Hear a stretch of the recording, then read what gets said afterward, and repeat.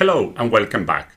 We just discussed the half transform as one of the ways to integrate local computation of edges. I want to illustrate a second one, and for that I want to use what we have seen in the past, the image processing online facilities. The basic idea is here.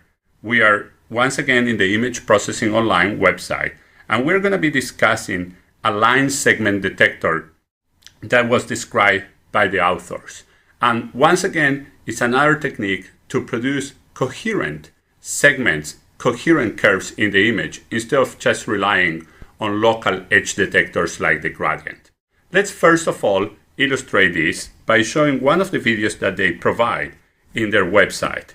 And it's going to be very clear already from the video what's happening. So let's just open this video and see how nice it is. So you're now seeing edges.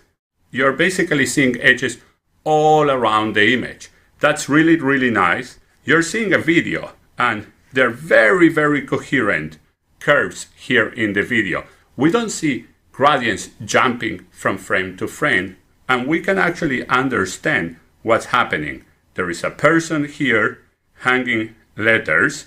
We can actually read the letters. Look how nice this is. A very clear picture of what's happening in the scene because we have these coherent curves going around. So this is really, really nice. And what we're going to do now is give a couple of additional examples. Really, as we have done in the past, let's just run this demo on real time. So we click on demo and we're going to pick an image. We see it here is an image of some chairs. And I'm going to just ask the algorithm to run it. And here is the result. So I'm going to scroll this down, and then we see the output and the input. And once again, the output is a very clear illustration of what's happening in the scene, and we can basically see very clear curves that describe the objects in the scene. Let's see one more example. I think this is really fun. So let's just illustrate with one additional example what's going on. Let's pick this image and run it.